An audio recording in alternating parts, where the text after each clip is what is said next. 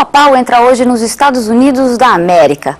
Quarto país do mundo em extensão, os habitantes nativos dos Estados Unidos eram os índios.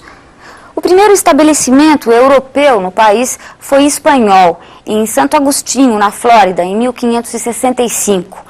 Já os primeiros ingleses dirigiram-se em 1607 para a Virgínia e alguns anos depois para Massachusetts, Maryland e Pensilvânia.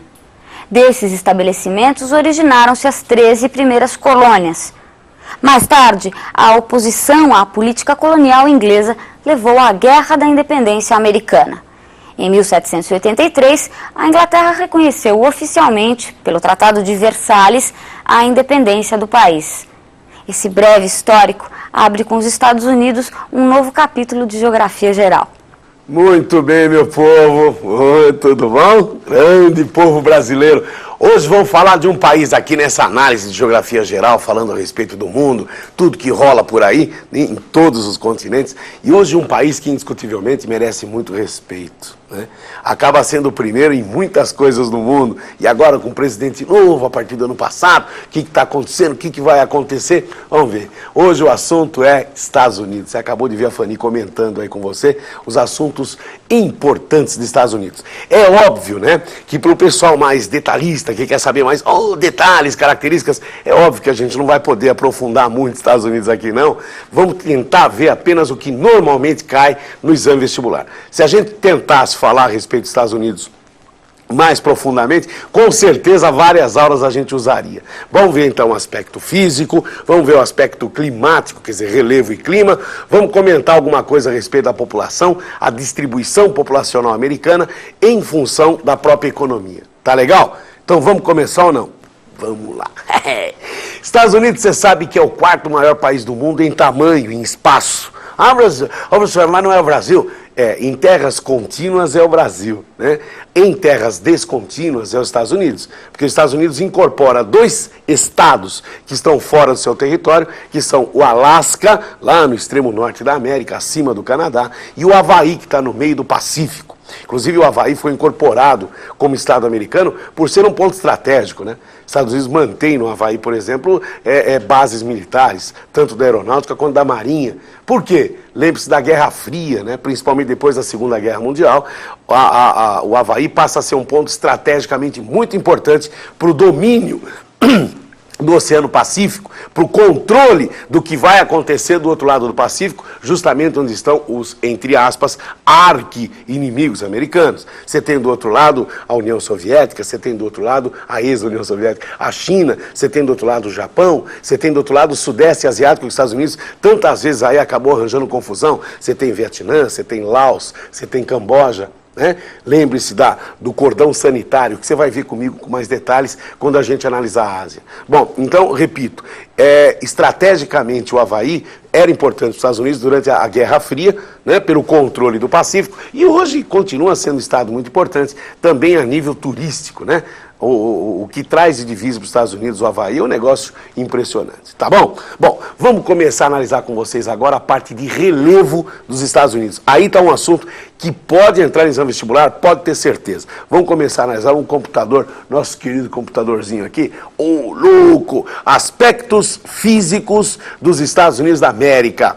Repare bem os Estados Unidos, aqui você tem a região dos Grandes Lagos, o chamado norte americano, aqui você tem o extremo sul dos Estados Unidos, região da Flórida. Agora repare uma coisa, dobramentos recentes, todo o oeste americano é marcado por dobramentos recentes, repare, onde eu estou passando a flechinha aqui, ó.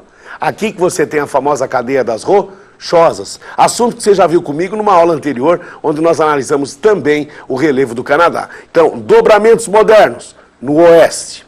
Região central, marcado pelas planícies, veja só, toda a região central, ou planícies normais, ou baixas planícies, como essa aqui que eu estou apontando agora, ao redor dos Grandes Lagos, ou essa no extremo sul da região central, já próximo ao Golfo do México. Então, a região central, marcada pelas grandes planícies, baixas ou médias, mas sempre planícies centrais. Já no extremo leste, você tem a presença da cadeia dos Apalaches. Cadeias montanhosas antigas, desgastadas, né? Justamente por ser antiga, já sofreu muito processo de erosão. Então vamos repetir? O oeste alto, pontudo, recente, dobramentos modernos, cadeia das rochosas. Região central, planícies dominando toda a área central dos Estados Unidos. Baixas ou médias, não importa, planícies centrais. Já no leste, a presença de montanhas antigas e desgastadas, caso típico dos montes Apalaches. Legalzinho não? Bico, fácil de ver. Então, o relevo americano você tem no oeste parte muito alta, região central das planícies, e no leste uma parte já mais antiga, mais desgastada, mais judiada, virada para o lado do Oceano Atlântico. Ô, gente, é importante entender o relevo americano, porque a partir do momento que você entenda o relevo dos Estados Unidos, você passa a entender o clima americano. Quer ver? Então vamos dar uma olhada no próximo visual. Oh, veja só, meu jovenzinho. Fatores climáticos, repare só. Você tem aqui, vamos relembrar, a cadeia das rochosas, certo ou não? Muito alta, bastante alta, por ser recente. É a mesma época de levantamento da Cordilheira dos Andes. É da era terciária esse levantamento aqui. Isso faz com que praticamente influências do Pacífico quase não aconteçam nessa região centro-oeste dos Estados Unidos. Por isso que existe nessa área pouca umidade. É a região dos desertos, é a região onde você tem uma semi-aridez quase constante. Já no lado do Atlântico, devido à pequena altitude da cadeia dos Apalaches, lembra que o tio te mostrou aqui, ó, já existe uma boa influência do Oceano Atlântico sobre o meio leste americano. Só que a região central acaba sendo beneficiada, ou, entre aspas, judiada até, pela influência de correntes marítimas, correntes geladas que descem do norte, ó, essas duas flechinhas que você está acompanhando aqui, ou correntes excessivamente quentes que sobem do Golfo do México. Olha que loucura, olha para o tio agora aqui, ó. Presta atenção. Se você tem montanhas de um lado e montanhas do outro, mesmo que as montanhas do lado do Atlântico sejam baixinhas, não importa. Formou-se dentro dos Estados Unidos, dominado pelas regiões centrais, onde você tem as planícies, um verdadeiro corredor de massas de ar. Principalmente no inverno, as massas de ar que cobrem o Canadá, o Polo Norte, descem e vão arregaçando tudo por onde passa, vão gelando tudo. Oh, tem nego fazendo xixi na forma de cubinho, é lógico, vai gelando tudo. Em compensação, no verão, quentes, massas quentes e úmidas sobem do Golfo do México e dominam. Isso faz com que o clima americano seja tipicamente um clima continental. Apesar de ser banhado por dois grandes oceanos, né? Mas o clima é continental. Qual a característica do clima continental? Você já viu isso comigo. A característica principal do clima continental é a radicalidade. Como é que é? Um clima radical. Percebe? O inverno é gelado para diabo, o verão é quente para... Então os Estados Unidos tem esse problema? Tem. E vira e mexe nos Estados Unidos, existem choques dessas duas massas de ar. Uma gelada que vem do norte e uma quente que sobe do Golfo do México. Quando existe o choque, então, o que acontece? Formam-se os fenômenos climáticos que se acompanham. Furacões, tufões, ciclones que varrem grande parte dos Estados Unidos. Tempestades que se formam rapidamente. Por quê? Uma massa de ar quente e úmida se choca com uma massa de ar fria e seca. Bum! O choque, meu amigo, dá uma confusão nos Estados Unidos. Vira e mexe, você está ouvindo falar do tufão, não sei o quê, o furacão, não sei o que lá, e parará. Olha só, vira e mexe, os Estados Unidos tem esse problema. Deu para entender por quê ou não? Em função do seu relevo, as massas de ar ficam o quê? Direcionadas, ficam dentro de um verdadeiro corretor do relevo. Legalzinho?